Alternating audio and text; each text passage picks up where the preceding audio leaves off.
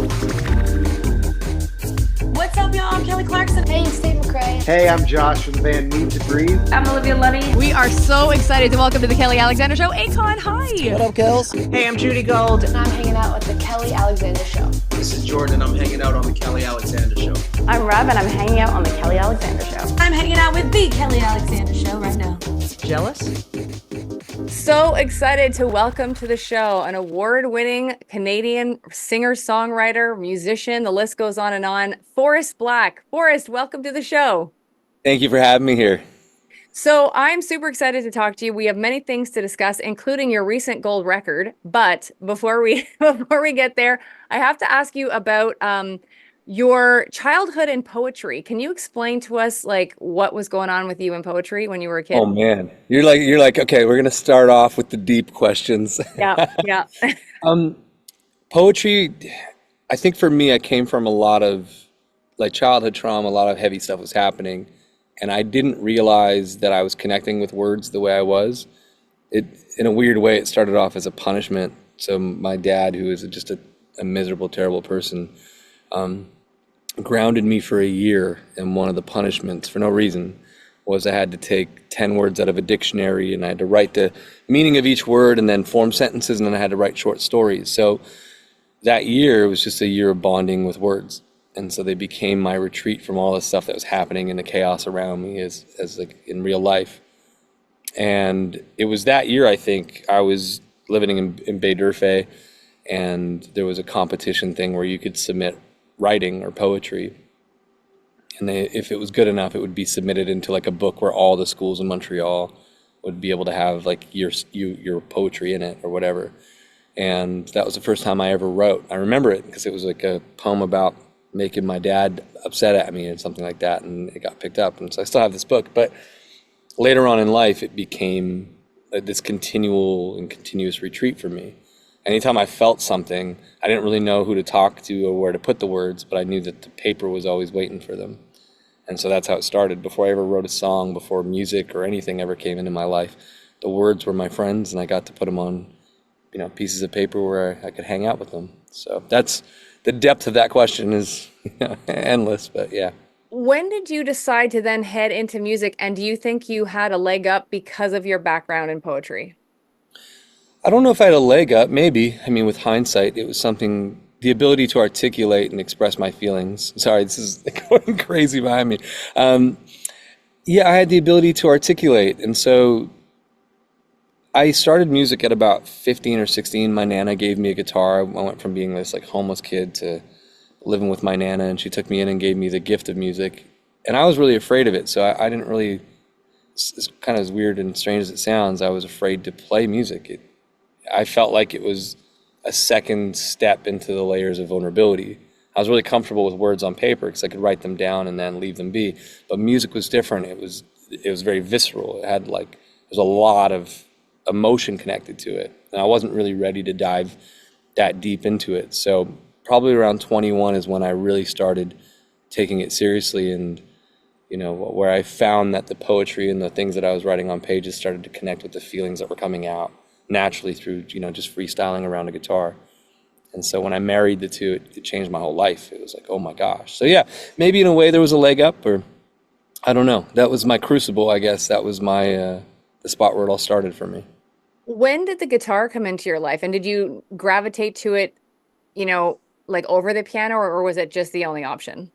It's the only option, yeah. So my Nana asked me if she could get me a gift, and I didn't know how to answer that. And I looked back into my mind as a kid, as a teenager at the time, and I had this one memory of being really young and an uncle of mine trying to buy me like a plastic guitar out of like an old like toy magazine. And it came with a mic, and I was like, yeah, I wanted the one that was plastic because I had two things and it broke in a minute. And so when the question was asked to me again when I was like 15, I didn't know what else to say. So I just said, yeah, the guitar, but not the plastic one. And so my Nana got me the guitar. But it was a very weird and interesting dance with the guitar, and I didn't really know what to do with it. So I put it down a lot of times. Every time I picked it up, I felt too vulnerable. And so around 21, I went through a really bad breakup, my first real love, and I didn't know what else to do. And I remember picking up that guitar, and again, I used to always freestyle. It's like, it's how I write all my albums still. Like, it's just what comes out, and then I try and piece the words together or the feelings together with the words. And my kid sister was sitting in front of me, and I was just freestyling my heart song out, and she wrote it down for me. And she put it in front of my face and said, hey, look at what you're doing. And I realized it. It was fresh, but I saw something in it myself, and I was like, oh, wow. And then it started this whole crazy journey to having platinum records and gold records and playing with James Arthur and traveling the world. It's all surreal. I literally don't know what to do with myself every single day. I'm still kind of in the skin of that 15-year-old kid trying to figure out life most of the time. What would you consider your first big break that has led you to where you are now? Because I think I read somewhere that you were actually living in your car at one point. Yeah, I feel like my whole life has been these ebbs and flows. I used to be in a band that did pretty well, and then I quit. I quit for 2 years, and I never even thought I'd come back to music. And one day, as it happens, I had a feeling in my chest, and I needed to write it out, and I wrote a song, and that landed at the desk of Atlantic Records in New York City, and next thing you know, I'm on a flight being flown to New York, and then I get signed and sign a big record deal, and everything's going great, and I'm starting out, and I write my first EP called Minutes. And then from there, I'm in the process of writing a second album. I played Red Rocks. I'm like touring, things are happening, and then I run out of money. And then I get my heart broken, and I'm out of money with a broken heart, and I was living in Europe at the time. And so I flew to Los Angeles, and I got put in a rental car. I didn't tell really anybody what was going on. I was really embarrassed. And so I lived out of the back of the rental car and then on a buddy's couch. And I was just sitting in it going like, what am I going to do now? But I feel like I've been really, as weird as this might sound, I feel pretty lucky because my childhood had a lot of those moments. So it wasn't like I wasn't defeated. I was just more humiliated than anything. It was more of a bruise than a cut, And so I was in the back of that car being like, all right, how do I figure this out? How do I write myself out of this problem? Like, I really need to do something. Because, as we all know, being in the music industry, it really depends on songs connecting with people. And so I went through 8 months of trying to piece my heart back together. And I went into the studio one day, and my song, If You Love Her, was born. And I had no clue that would be a hit. And then a pandemic came out, and the song came out during it, and along with my second EP, Sideways, and I was like, oh my God, my life is in shambles, and hopefully something eventually works, because a pandemic, there were race riots going on in LA. It was a weird time to put anything out. And then all of a sudden, the song started taking off on day one, and it hasn't stopped ever since. Now there's a version of it with Meghan Trainor, and then I've now written songs with Rob Thomas. That's the one that went gold just this week, and it's been crazy. So a big break, I don't know. It's been like ebbs and flows. It's been like a roller coaster ride.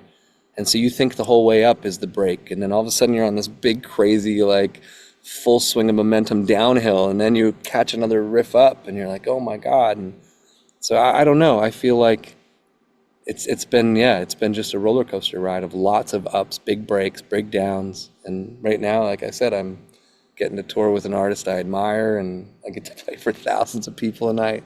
It's crazy. How did the opportunity come to go out on tour with James Arthur? I know I like to think fate, but my friend whom I wrote If You Love Her with is also the person who wrote Say You Won't Let Go with James. And so they were working in London on James' new album, Bittersweet Love, and I put it in his ear. I'm like, hey, man, if James wants someone to open for him, let me know.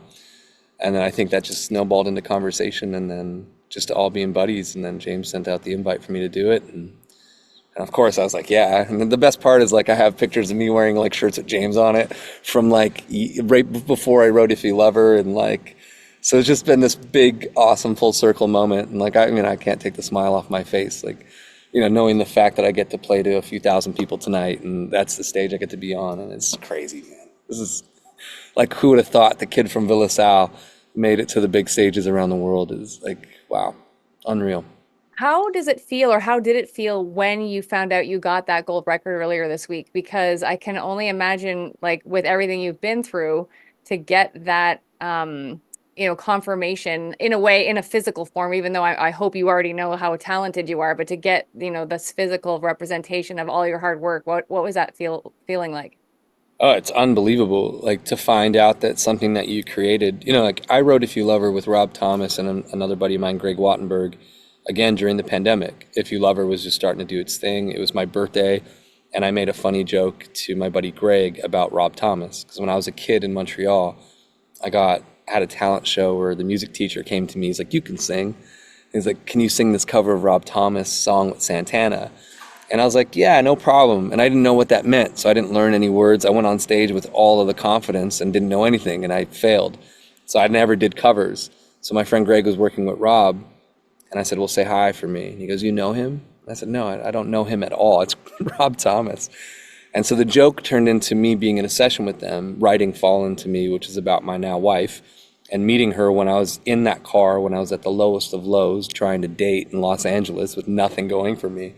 So to see that song being born in this tiny room in Pasadena, Los Angeles, when the world felt like it was never going to open back up and everything was just chaotic and under pressure, to see that song about a person I love so much and a person who loved me when I had so little, to see that song be on a plaque that I can hold and I can put that on the wall, it's really hard not getting emotional about it, because it's just incredible. What a honor to know that people in the world connected with my story enough to play it enough times for me to have that. And so it's surreal, it's overwhelming in the most positive and wonderful way, and I'm just here trying to process it every single day. I have it on the tour bus right now in a big box, like don't even know where I'm gonna put it, but it's powerful. That's all I can really say. It's powerful, it's surreal, it's unbelievable.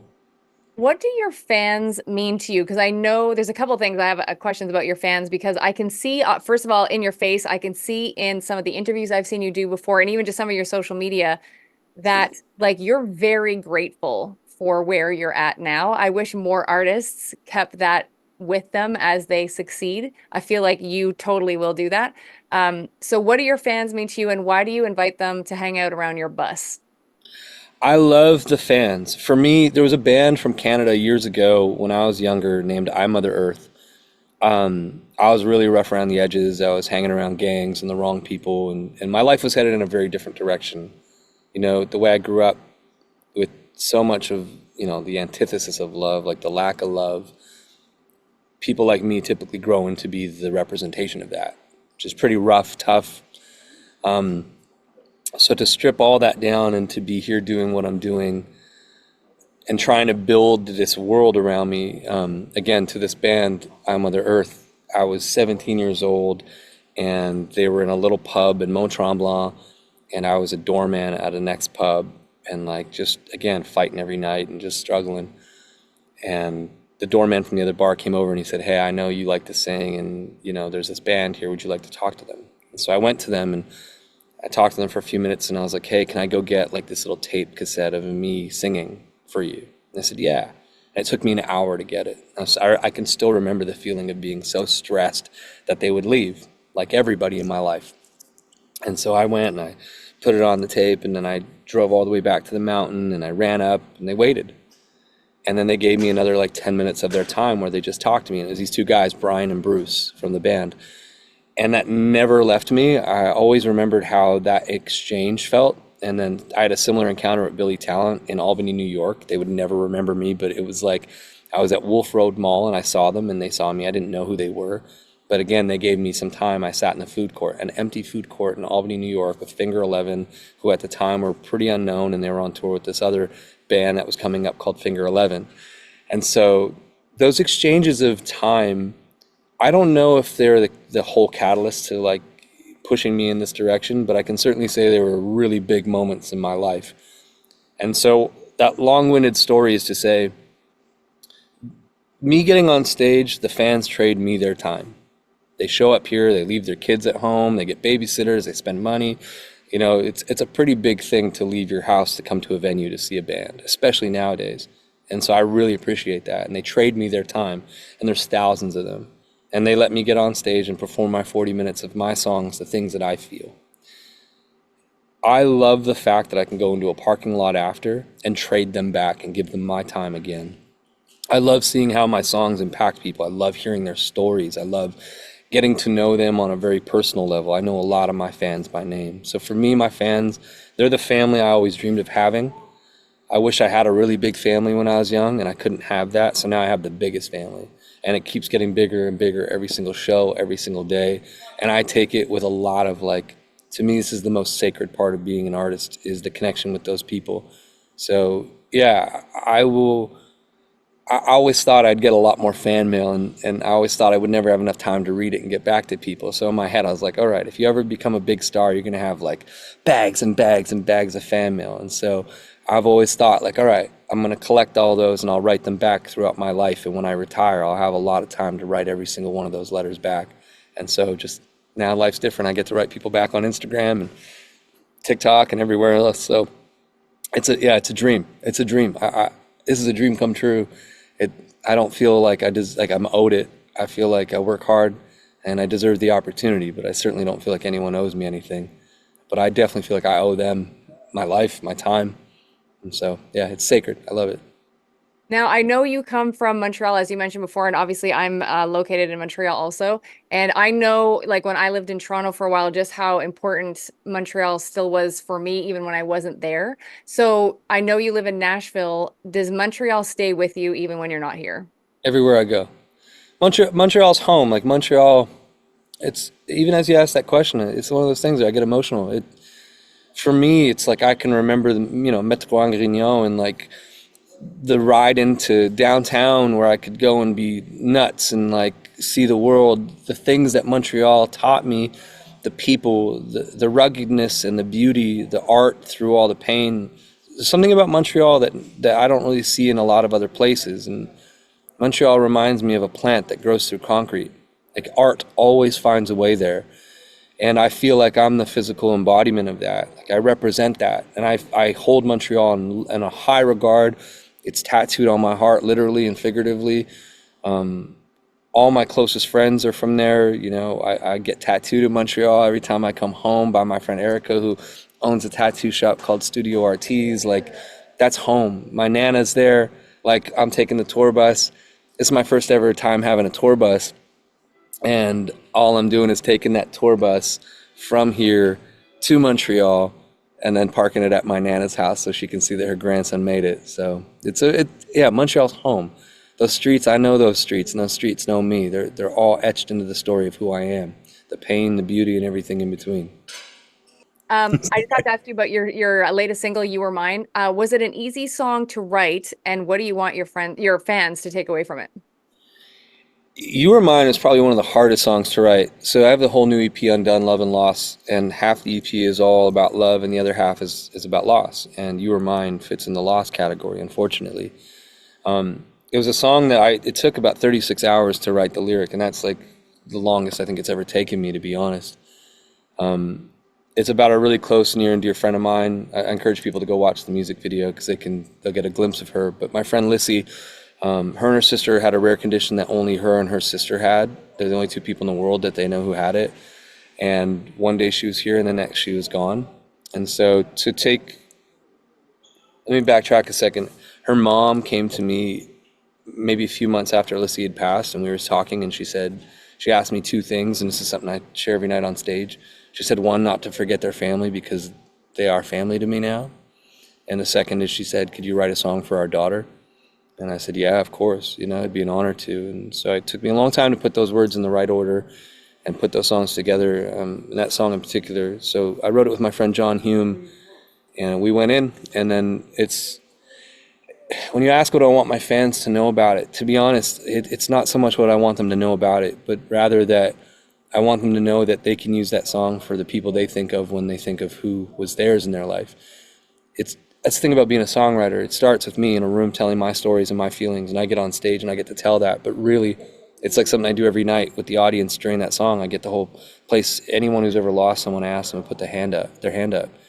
And you see thousands of people every night put their hand up. And then I tell them that the song, though it's meant for my friend Lissy and her story, tonight it's for every single person named behind those hands.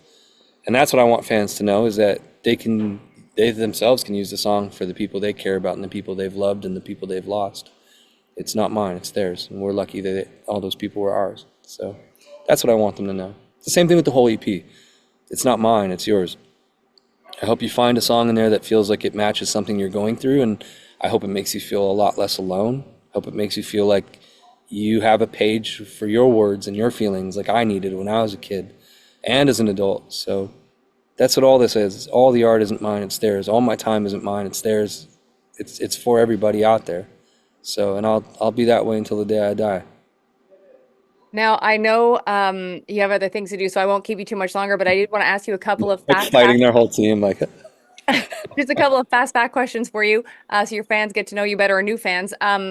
Who is the coolest person in your phone that you can call or text that's not your family or friends? Rob Thomas. I love Rob so much.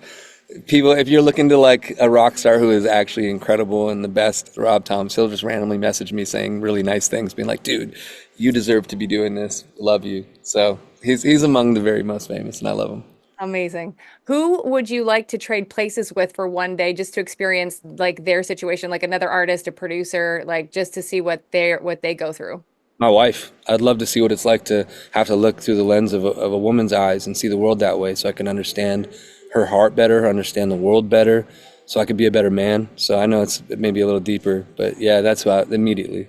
Amazing. And what are you manifesting for yourself over the next like 6 months to a year? Like, what does Forrest Blakk want?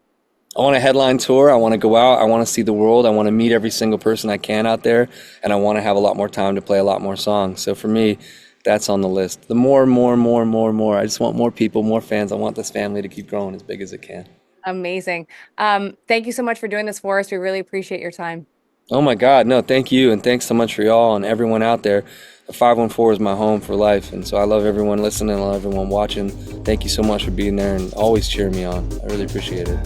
Hey, it's Kelly Alexander, and thank you so much for watching. Please make sure to subscribe to our YouTube channel, youtube.com/Kelly Alexander Show, so you are the first in line for all the cool content coming your way.